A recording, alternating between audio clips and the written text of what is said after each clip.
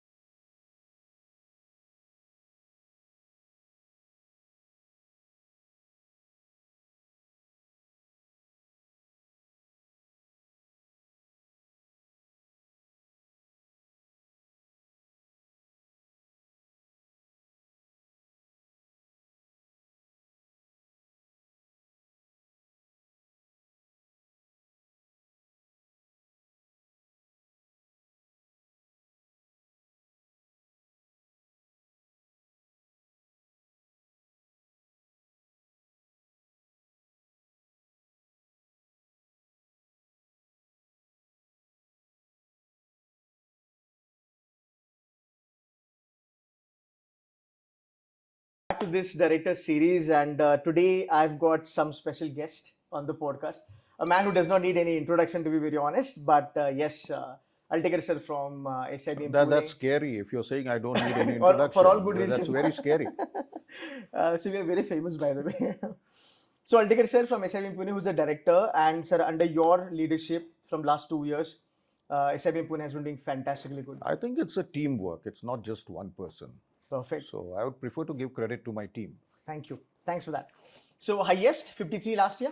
Yes, 53 lakhs plus. per annum, and average was 29 lakhs per annum. Yes, almost, almost. competing with IIM Indoor's average package. And the median was around about 26 and a half, mere khayal se. So what's the magic? These numbers are phenomenally good. There is no magic. I think there's just a lot of hard work. Okay. I think there is a lot of what I would say, what the Air Force would call, beyond visual range. So, when an aircraft flies, you have, because of the Earth's curvature, there is a limit to what you can see. Right. So the radars that are developed actually go and see beyond the horizon what is not visible. So what we have tried to do at SIBM is try to develop a BVR. AI, Gen AI, Agentic AI, everybody's talking about it, but that's old. That's old, right? So 2 years back, when we started our value-added courses, that is the time when we had introduced these courses. So starting with advanced Excel, Power BI, Tableau, soft skills, presentation skills, AI, Gen AI, ML. But that was 2 years back. Now, what we are trying to do and what we try to do at SIBM is basically go beyond visual range, try and foresee what is going to happen next year or the year after that. Okay. Right. So for us, what is not important is not what is relevant today when the student joins us, but what is going to be relevant at the time our student actually goes and joins his recruiter. Our intention is that just like, all students obviously look at ROI, I think my recruiters are also looking at ROI, right?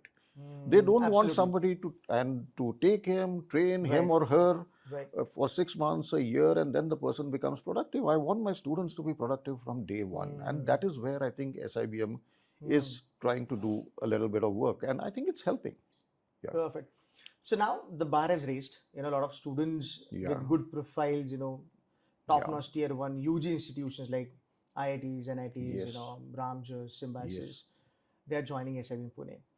And it has now become one of the best alternative option or one of the best B school in the country, which has been there. Yeah. So what extra we are doing for these students so that, they can also kind of, get that sort of an exposure which is given by, Blackies of the world and etc. etc. Okay. So obviously the student is and always be the focal point of our attention. But then if you look at us as a responsible B school, and I underline the word responsible because we have a responsibility. And that responsibility is not just to the student, obviously priority number one, but it is to the other stakeholders that SIBM has. Now, you can call them internal stakeholders, my university, my parent society. Obviously, I have accountability towards them, responsibility towards them. But then there are external stakeholders, our regulators, AICT, UGC on one side. Then we have our corporate stakeholders, and it is both ways, right? It is not just that they are looking at us as talent partners. Today, what they are doing is they are looking at us also as a proper partner, in the sense that, yes, we can supply excellent talent to them, which is what we are doing. But at the same time, they are expecting that we do more than that. Right? That is where we are building these partnerships. I'm not going to take names here, but one of India's most respected professional companies, which has been associated with us since 2007. Nice. And this company does not regularly recruit MBAs. If they do, they go only to ABC. Now, because we were doing such a phenomenal amount of work with them, they've come to us, they've recruited a few students, and they've bracketed us with ABC. So it works both ways. Now, if you ask us, you remember the old management guru, Peter Drucker. So what Peter Drucker would always say was that, always define what business you are in. Now, being an educational institution, we cannot really say we're in business. True. But I do ask myself the same question. And the answer comes out very simply. If you ask us, are we in the business of education? My answer is no. If you ask us whether we are in the business of management education, it's further no. What business we are in is actually in the business of building capability. Building capability not only for our students so that they are productive from day one, but building the capability of my own stakeholders. We are doing a lot of work for our university training and doing a lot of work with them as well. Our society staff, our university staff, but more importantly, we are building capacity as far as industry is concerned. And what we are doing is helping them, helping their employees grow so that they in turn can contribute more to the company. Now, this is where corporates are trusting us. You look at it in the private sector, the who's who are working with us. The public sector has come to us very strongly. Right? So I've just come back, I just did a valedictory for another public sector unit which was here. Yeah. Can you name a few of them? Certainly, you name it from Larsen and Toubro to Bharat Petroleum, right? So private sector, public sector, and the list is enormous, right? But even apart from industry, what is more important is that one of our biggest stakeholders today is the government.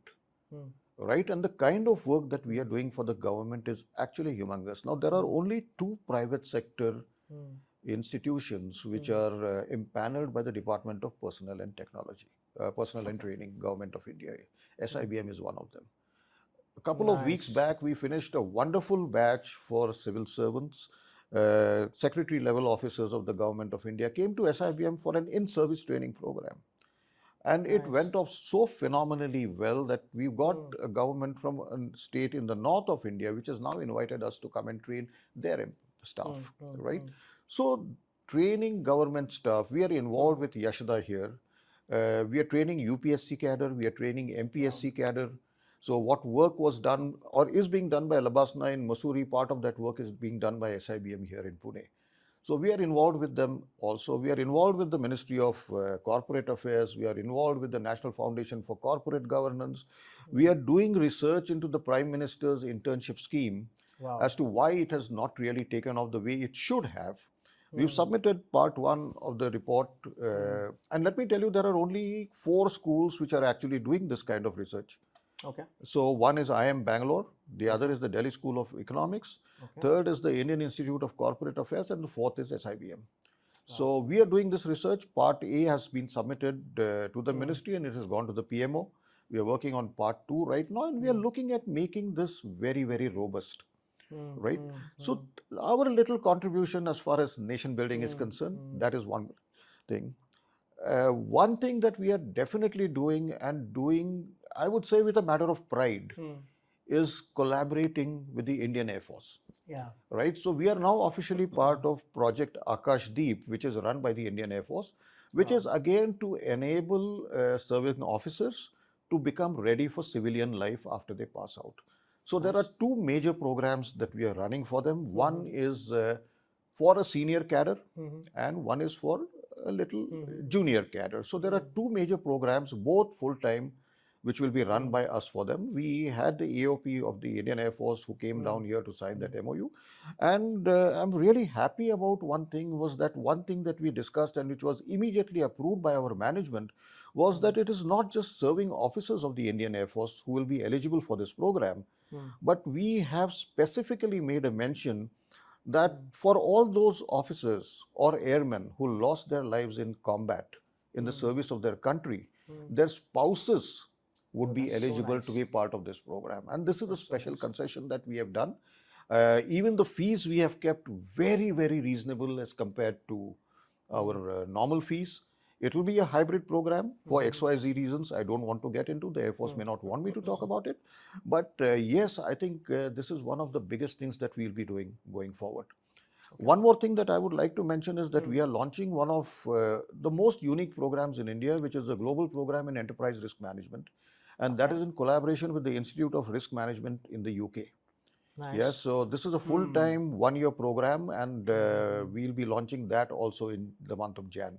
Fantastic. You know, so there's a lot of work that SIBM is doing apart from our core, which is our MBA flagship program, our MBA innovation and entrepreneurship.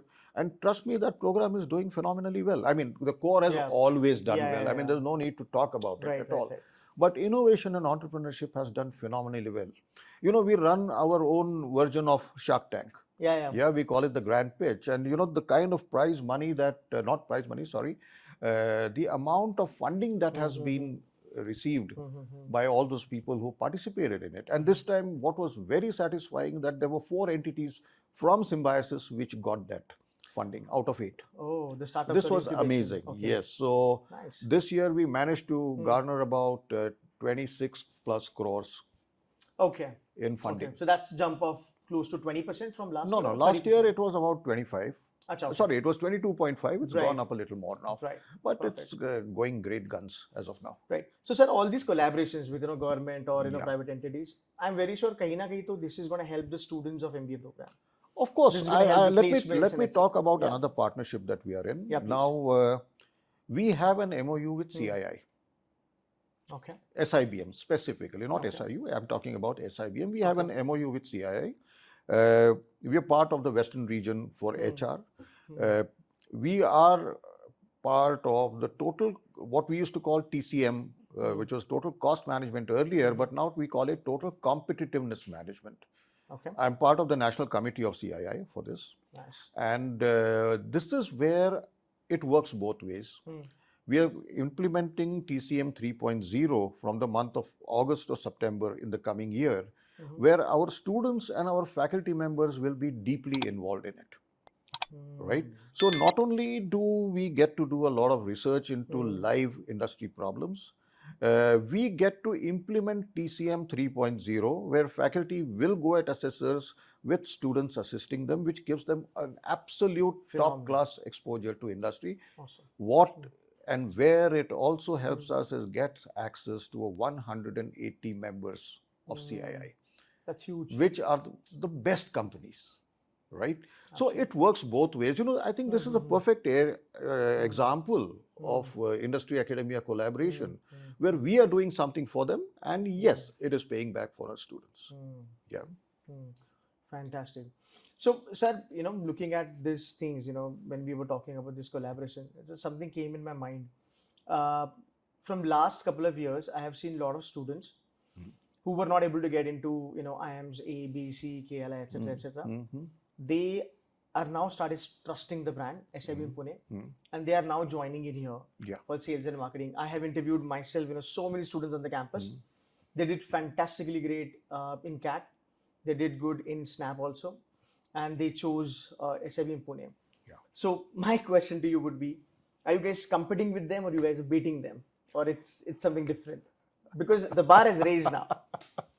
Okay, the bar is definitely raised. Now, if you actually look at it, 2 years back when I took over, we were at number 17 as far as NIRF is concerned. 1 year later, we moved to 13 last year. Rather, this year, we have moved to number 11. So we must be doing something good. So for us to move up the ranks, at this level, moving up even a couple of ranks is very big. We've managed to move up 6 ranks in the last 2 years. I think that is phenomenal. Number one. Number two is, if you're asking me as to whether people are trusting our brand or not, yes, I think NIRF by and large is a very good yardstick by which people do compare us. Secondly, I think word of mouth also impacts. And I think the kind of visibility that we are getting and the kind of word of mouth publicity that we are getting is pretty good. As a matter of fact, there are a lot of social media handles who are pretty negative about a lot of things. Let's not talk more about it. But if you have noticed, there was nothing negative about SIBM. That's a good thing, sir. There was nothing. And for the simple reason, touch wood, we've been doing a lot of good things and we've been doing them right. True that. We are honest to ourselves. I mean, we cannot compare, let's say, with an ABC or a few others also, because the kind of funding that they get, we don't get. We are a self-financed institute. We are a self-financing university. Resources are always scarce. In whether it's infrastructure, whether it's people. Of course, we are working on it. We've started working on the infrastructure. We are increasing this infrastructure as well. So, by next year, we'll have a larger, much bigger infrastructure to work in. We are recruiting a lot of very good people. But what we have tried to do is focus a lot more on application-based education. So what we are trying to do is try and see that at least 10 to 20% of each course is taught by an industry professional. Okay.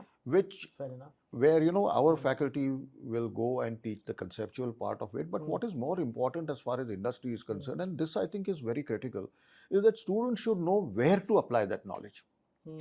So we are talking about AI, right? And yes, AI is impacting, there is no question about it. But at the end of the day, there has to be somebody to interpret that data also.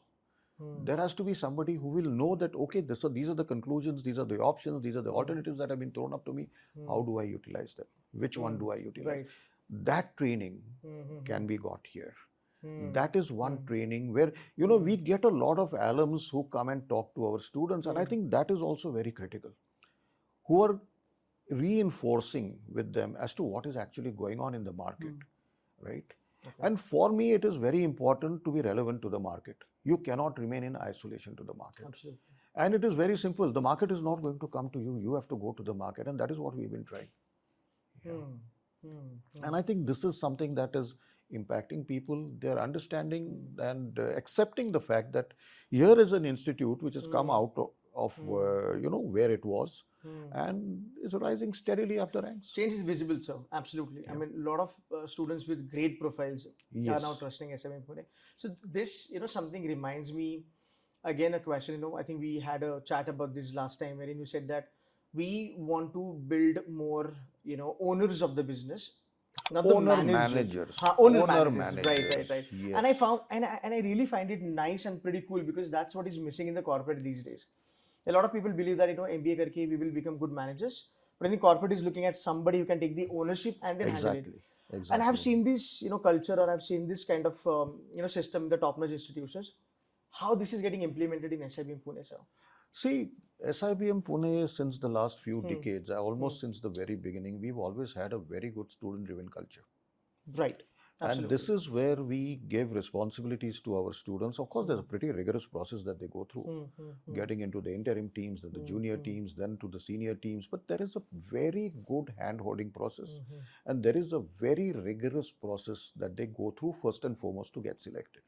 Once they get selected, there's a lot of responsibility that we give the students. And I can tell you with 110% certainty that our students have always lived up to their expectations. You see my students, they will not just take ownership, they will go beyond that. True that. Sometimes they even act like they own the institute, that's a different matter. But I think that's their love for the institute. Absolutely. That is the love, and this is totally selfless. Yes. This is totally selfless. You see my teams, you see my admissions team. I may come at 6 o'clock or 7 o'clock during the admissions process. My kids are here from 4 o'clock in the morning. They're very proactive. That's ownership. That's ownership. I actually have to shout at them to go and have their food because they ignore everything. So, recently we've got this news. Priya Rai ma'am is now the MD and CEO of HUL. Priya Nair. So, whenever there is a student who gets into the tier 1 B school, always, believe that, okay, 20-30 साल के बाद तो मुझे CEO बनना है. And most of the time... No, actually, वो summers के बाद तुरंत CEO ही बन जाते हैं. Sarcastically कह रहे सर आप? The point is... No. The point is that they get so much exposure. And one thing that I have seen always is that our students always crack PPOs. Okay. So I think they're bringing that ownership to their summer internship as well. Yeah, but please carry on. So, the only train जो हमने देखा है sir, is that people say that, if you make it to ABC and, KLIs of the world, आप CEO बन सकते हो eventually, right? यहाँ तो बनते हैं भाई. Exactly. So Priya Nair ma'am, I think... Priya Nair is one. So that's the question. Can you name a few? And do you see the change in the train that, even SIBM Pune would lead eventually and produce a lot of CEOs? Why lead eventually? We are already leading. Okay. I know it's called as factory of sales. You look at CHR. S.N. Subramaniam, chairman of L&T, 1984 batch, SIBM. Okay. P.D. Singh, MD of Stanchart, SIBM. Makaran Dixit, who's recently taken over a Russian company as MD, SIBM. You actually shake the SIBM alumni tree, and you'll get about 300-400 C-suite people falling off. Perfect. So it's not that people are not there. People are very much there. As a matter of fact, when we want to honor a few alumni on our annual management day, it's always a problem of whom to select. So it's more a question of elimination that we go through. Is saal isko bulate hai, is saal isko bulate hai. That is why we've categorized them so that at least we give representations to different batches. But that list itself is so long of our achievers that it's difficult to choose. All right, so I think those who are going to make it to SIBM Pune will have that kind of a career, guys. So you're sorted for that. Sir, next question. Anything about admission process for this year? Any surprises, anything you want to disclose? I don't want to disclose anything. It's a surprise. Any changes happening? My lips are sealed. But my team, admissions team, especially my students team, is extremely creative, let me tell you. And they will test you. They will test you. They've come up with a fabulous plan this time. I'm not going to talk about it. Okay, so guys, we can expect some surprises in the admissions criteria this year. Yes. Better be ready. So, देखो आपने कहा था sir को पूछो, मैंने पूछ लिया.